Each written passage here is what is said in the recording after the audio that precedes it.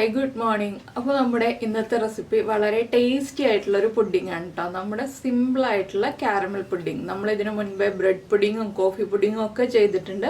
അതിലൊക്കെ വളരെ സിമ്പിളാണ് ഈ ഒരു കാരമൽ പുഡിംഗ്. അപ്പോൾ നിങ്ങളെല്ലാവരും ഈ കാരമൽ പുഡിംഗ് ട്രൈ ചെയ്ത് നോക്കിയിട്ടില്ലെങ്കിൽ ഉറപ്പായിട്ടൊന്ന് ട്രൈ ചെയ്ത് നോക്കണം. അപ്പോൾ എങ്ങനെയാണ് നമ്മുടെ ഈസി കാരമൽ പുഡിംഗ് തയ്യാറാക്കുന്നതെന്ന് നമുക്കൊന്ന് നോക്കണ്ടേ. അതിന് മുന്നേ ആയിട്ട് ഈ പുഡിംഗ് കട്ട് ചെയ്തിട്ടുള്ള എങ്ങനെയുണ്ടെന്നുള്ളതും കൂടി നിങ്ങളെ ഞാൻ കാണിച്ചു തരാം. അപ്പോൾ നമ്മുടെ പുഡിംഗ് കട്ട് ചെയ്തിട്ടുണ്ട്. നമ്മളിപ്പോൾ ജസ്റ്റ് എടുത്ത് കാണിച്ചു തരാം. വളരെ സോഫ്റ്റ് ആണ് കേട്ടോ.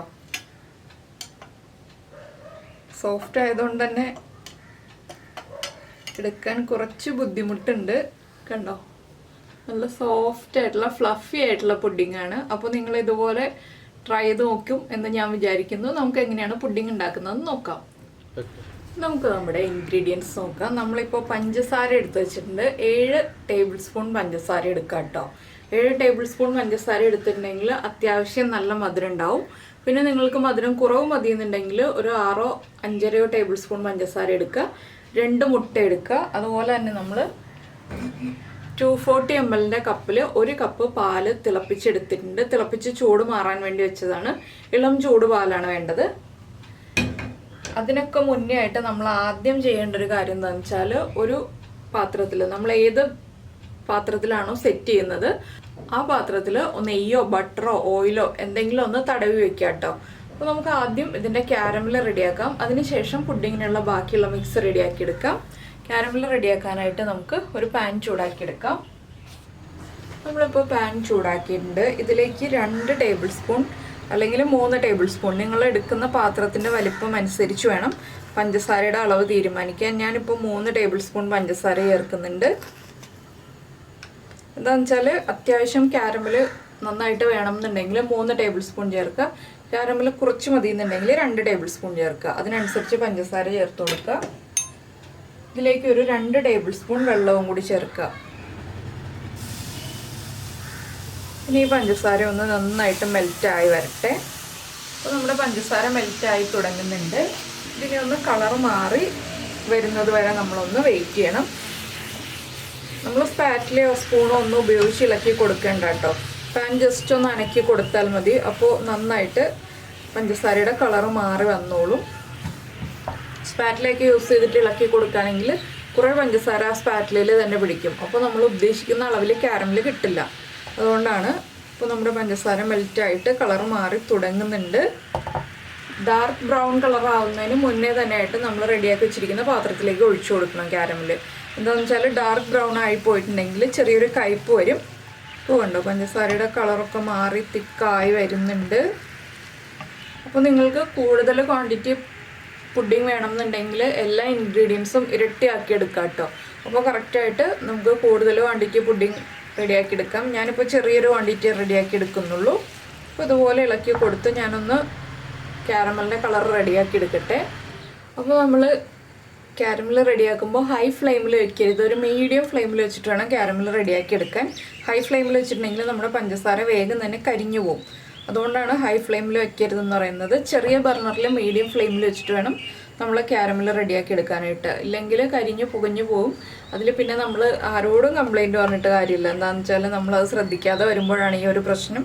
പിന്നെ വീഡിയോ ചെയ്ത് കഴിഞ്ഞിട്ട് കംപ്ലീറ്റ് ആയിട്ട് കാണാതെ അതെന്താണ് അങ്ങനെ കറക്റ്റ് ആവാതിരുന്നതെന്നൊന്നും ചോദിക്കരുത് കേട്ടോ. വീഡിയോ മുഴുവൻ കണ്ടാൽ നമ്മൾ ചെയ്യുന്ന കാര്യങ്ങൾ മുഴുവനായിട്ട് മനസ്സിലാവുള്ളൂ.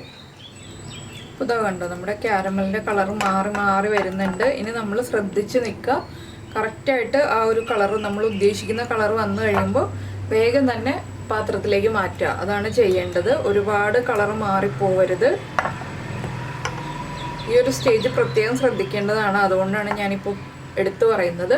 പിന്നെ നിങ്ങൾക്ക് ഇതിലേക്ക് ഏലക്കപ്പൊടി ചേർക്കാം, വാനില എസൻസ് ചേർക്കാം, കറുവപ്പട്ട പൊടിച്ചത് ചേർക്കാം. അപ്പോൾ അതൊക്കെ നിങ്ങളുടെ ചോയ്സ് അനുസരിച്ച് വ്യത്യാസം വരുത്താം കേട്ടോ. വാനില എസൻസ് ആണ് കയ്യിലുള്ളതെങ്കിൽ വാനില എസൻസ് ചേർക്കുക. ഇല്ലെങ്കിൽ ഏലക്കപ്പൊടിയും കറുവപ്പട്ട പൊടിച്ചതും ചേർത്തിട്ടുണ്ടെങ്കിൽ നല്ലൊരു ഫ്ലേവർ കിട്ടും നമ്മുടെ പുഡിങ്ങിന്. അപ്പോൾ ഞാൻ ഏലക്കപ്പൊടിയും കറുവപ്പട്ട പൊടിച്ചതുമാണ് ചേർക്കുന്നത്. അത് ഞാനിപ്പോൾ പറഞ്ഞു എന്നേ ഉള്ളൂ. ചേർക്കേണ്ട സ്റ്റേജ് ആകുമ്പോൾ പറയാം കേട്ടോ. അപ്പോൾ കണ്ടോ, നമ്മുടെ കാരമലിൻ്റെ കളർ മാറി മാറി വരുന്നുണ്ട്. ഒന്നുകൂടി ഒന്ന് കളർ ചേഞ്ച് ആകുമ്പോൾ നമുക്കിത് പാത്രത്തിലേക്ക് ഒഴിച്ചു കൊടുക്കാം. അധിക സമയം നമ്മൾ ഈ പാനിൽ വെച്ചുകൊണ്ടിരുന്നുണ്ടെങ്കിൽ പുകഞ്ഞു വരും.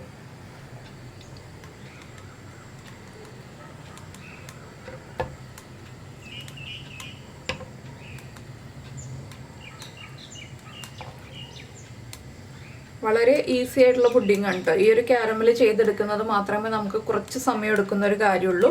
ബാക്കിയുള്ളതൊക്കെ നമുക്ക് വളരെ ഈസി ആയിട്ടുള്ള കാര്യമാണ്. ആകെ 3 ഇൻഗ്രീഡിയൻസ് അല്ലേ മതിയുള്ളൂ. അപ്പോൾ അത് 3 ഇൻഗ്രീഡിയൻസ് ഉപയോഗിച്ച് നമുക്ക് വളരെ എളുപ്പത്തിൽ ചെയ്യാൻ പറ്റിയ റെസിപ്പിയാണിത്. ഇനിയിപ്പോൾ ഞാൻ ഫ്ലെയിം ഓഫ് ചെയ്യാണ്. ഇത് നമ്മൾ സെറ്റ് ചെയ്ത് വെച്ചിരിക്കുന്ന, നമ്മൾ ഗ്രീസ് ചെയ്ത് വെച്ചിരിക്കുന്ന പാത്രത്തിലേക്ക് ഒഴിച്ചു കൊടുക്കാം. ഇതിനി ഒന്ന് സെറ്റായി വരട്ടെ. ഈ സമയത്ത് നമുക്ക് നമ്മുടെ പുഡിങ്ങിൻ്റെ മിക്സ് റെഡിയാക്കി എടുക്കാം. അപ്പോൾ നമ്മൾ നമ്മുടെ പാല് ചൂട് മാറി വന്നത് എടുത്തിട്ടുണ്ട്. ചെറിയ ചൂട് കുഴപ്പമില്ല കേട്ടോ. ഇതിലേക്ക് നമുക്ക് 2 മുട്ട പൊട്ടിച്ചൊഴിക്കാം. ഇതിൻ്റെ കൂടെ തന്നെ നിങ്ങളുടെ മധുരത്തിനനുസരിച്ച് പഞ്ചസാര ചേർക്കുക. 5 ടേബിൾ സ്പൂൺ വരെ പഞ്ചസാര ചേർക്കുക കേട്ടോ. ഞാനിപ്പോൾ ഒരു 4 ടേബിൾ സ്പൂൺ പഞ്ചസാരയാണ് ചേർക്കുന്നത്. ഇനി ഇതൊന്ന് നന്നായിട്ട് മിക്സ് ചെയ്തെടുക്കാം. നമുക്ക് നന്നായിട്ട് ഈ മുട്ടയും പഞ്ചസാരയും പാലും തമ്മിൽ യോജിച്ച് വരണം. അതുവരെ ഒന്ന് മിക്സ് ചെയ്തെടുക്കുക. ഇതിപ്പോൾ ഞാൻ എളുപ്പത്തിന് വേണ്ടിയിട്ട് ഈ ഒരു പാനിൽ തന്നെ ചെയ്തു എന്നേ ഉള്ളൂ. നിങ്ങൾക്കൊരു ഗ്ലാസ് ബൗളിൽ ചെയ്യാവുന്നതാണ്. ഇനി ഇതിലേക്ക് നമ്മൾ ചേർക്കുന്നത്, നിങ്ങൾ വാനില എസൻസ് ആണെങ്കിൽ ഒരു 1/2 ടീസ്പൂൺ വാനില എസൻസ് ചേർത്തോളൂ. ഞാനിപ്പോൾ ഒരു പിഞ്ച് ഏലക്കപ്പൊടി ചേർക്കുന്നുണ്ട്. ഏലക്കയും പഞ്ചസാരയും ചേർത്ത് പൊടിച്ചതാണ്. ഒരു പിഞ്ച് മതി കേട്ടോ. ഒരുപാട് ഫ്ലേവർ വേണ്ട ഏലക്കയുടെ ഒന്നും. അതുപോലെ തന്നെ ഒരു പിഞ്ച് നമ്മുടെ കറുകപ്പട്ട പൊടിച്ചതും ചേർക്കുന്നുണ്ട്. ഇനി നന്നായിട്ടൊന്ന് മിക്സ് ചെയ്ത് പഞ്ചസാരയൊക്കെ ഒന്ന് മെൽറ്റായി വരുന്നത് വരെ മിക്സ് ചെയ്തെടുക്കുക. അപ്പോൾ നമ്മുടെ ക്യാരമൽ ഇവിടെ സെറ്റായി വന്നിട്ടുണ്ട്. ഒരു 5 മിനിറ്റ് നമ്മളൊന്ന് വെയിറ്റ് ചെയ്താൽ മതി കേട്ടോ. ക്യാരമൽ റെഡിയാക്കി വെച്ചിട്ട് ഒരു 5 മിനിറ്റ് വെയിറ്റ് ചെയ്തിട്ടുണ്ടെങ്കിൽ സെറ്റായിക്കോളും. ഇനി നമുക്കിതിലേക്ക് നമ്മൾ മിക്സ് ചെയ്ത് വെച്ചിരിക്കുന്ന ഈ പാലിൻ്റെ മിക്സ് ഉണ്ടല്ലോ, ഇതൊന്ന് അരിച്ചൊഴിച്ചു കൊടുക്കുക. പാലിൻ്റെ പാടയും മുട്ടയുടെ ആ എന്തെങ്കിലുമൊക്കെ ഉണ്ടെങ്കിൽ നമ്മൾ അരിച്ചൊഴിക്കുമ്പോൾ കറക്റ്റായിട്ട് വീണോളും. പാലിൽ നല്ല ചൂടോടെ മുട്ട ചേർക്കരുത്, മുട്ട കുക്കായിപ്പോവും. അപ്പോൾ ഒട്ടും തന്നെ കട്ടിയില്ലാതെ നമ്മുടെ പുഡിങ്ങിൻ്റെ മിക്സ് നമ്മൾ അരിച്ചൊഴിച്ചിട്ടുണ്ട്. അപ്പോൾ ഇതെന്താണെന്ന് വെച്ചാൽ നല്ല സോഫ്റ്റ് ആയിട്ടുള്ള പുഡിങ് ആയിരിക്കും ഇതുപോലെ അരിച്ചൊഴിച്ച് കഴിയുമ്പോൾ. ഇല്ലെങ്കിൽ നമുക്ക് കഴിക്കുമ്പോൾ ഇടയിൽ ആ പാലിൻ്റെ പാടയൊക്കെ കടിക്കാൻ കിട്ടും. അപ്പോൾ അതൊരു സുഖം ഉണ്ടാവില്ല. നമ്മൾ വായിലേക്ക് ഇട്ടിട്ട് അലിഞ്ഞിറങ്ങുമ്പോൾ അതൊരു സുഖം ഉണ്ടാവില്ല. ഇനി നമുക്കിതൊന്ന് കവർ ചെയ്തിട്ട് ആവി കയറ്റിയെടുക്കാം. ഒരു 20 മിനിറ്റ് ആവി കയറ്റിയെടുക്കണം കേട്ടോ ഇഡ്ഡലി പാത്രത്തിൽ വെച്ചിട്ട്. അപ്പോൾ ഞാനൊരു അലുമിനിയം ഫോയിൽ യൂസ് ചെയ്തിട്ട് കവർ ചെയ്യാൻ പോവാണ്. ജസ്റ്റ് ഒന്ന് കവർ ചെയ്തിരിക്കുക എന്നുള്ളത് മാത്രമേ ഉള്ളൂ നമുക്ക്.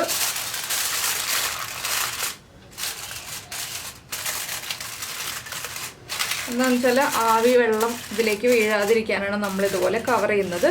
പിന്നെ ഇതിൻ്റെ ഉള്ളിലുള്ള ആവി പുറത്തേക്ക് പോകാനായിട്ട് 2-3 ഹോൾസ് ഇട്ട് കൊടുക്കുക. ഒരു ഫോർക്ക് എടുത്തിട്ട് പതുക്കെ ഒന്ന് കുത്തി കൊടുക്കുക. ഇത്രയും മതി, ആവി പുറത്തേക്ക് പോയിക്കോളും. ഇനി നമുക്കിത് ഒരു ഇഡ്ഡലി പാത്രത്തിലേക്ക് വെച്ചിട്ട് ആവി കയറ്റിയെടുക്കാം. അപ്പോൾ ഇനി കുക്കായി കഴിഞ്ഞിട്ട് കാണാം കേട്ടോ. അപ്പോൾ നമ്മുടെ പുഡിംഗ് ദാ കുക്കായി വന്നിട്ടുണ്ട്. ചൂടൊക്കെ മാറിക്കഴിഞ്ഞിട്ട് നമുക്കിനി ഇതൊന്ന് 2 മണിക്കൂർ ഫ്രിഡ്ജിൽ വെച്ച് തണുപ്പിച്ചെടുക്കാം. ഫ്രീസറിലല്ല, ഫ്രിഡ്ജിൽ വെച്ച് തണുപ്പിക്കണം. ഫ്രിഡ്ജിൽ ഏത് തട്ടിൽ വെച്ചാലും കുഴപ്പമില്ല കേട്ടോ. താഴെയുള്ള തട്ടിലായാലും മേളിലുള്ള തട്ടിലായാലും വയ്ക്കാം. അടച്ചു വെച്ചിട്ട് വേണം തണുപ്പിച്ചെടുക്കാനായിട്ട്. എന്താണെന്ന് വെച്ചിട്ടുണ്ടെങ്കിൽ നമ്മുടെ ഫ്രിഡ്ജിൽ ഇപ്പോൾ സവോളയോ അല്ലെങ്കിൽ കറികളൊക്കെ ഓപ്പൺ ആയിട്ടിരിക്കുന്നുണ്ടെങ്കിൽ അതിൻ്റെ ഫ്ലേവർ ഇതിലേക്ക് പിടിക്കാതിരിക്കാനാണ് നമ്മൾ അടച്ചു വെച്ചിട്ട് തണുപ്പിച്ചെടുക്കുക എന്ന് പറയുന്നത്. അപ്പോൾ 2 മണിക്കൂർ കഴിഞ്ഞിട്ട് നമുക്ക് പുഡിംഗ് ഡീമോൾഡ് ചെയ്യാം.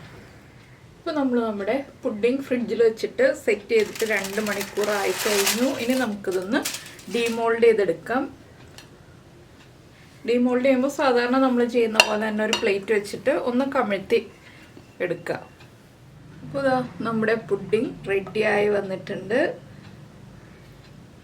ഈസി ആയിട്ടുള്ള ക്യാരമൽ പുഡിംഗ്, അതുപോലെ നല്ല ടേസ്റ്റി ആയിട്ട് ഉണ്ട്. ക്യാരമലെല്ലാം ചുറ്റുമുണ്ട്. ഈ ക്യാരമലും കൂടി ചേർത്ത് കഴിക്കണം നിങ്ങൾ കഴിക്കുമ്പോൾ. ഞാനിപ്പോൾ ചെറിയ ക്വാണ്ടിറ്റി ഉണ്ടാക്കിയതുകൊണ്ടാണ് തിക്നെസ് കുറവ്.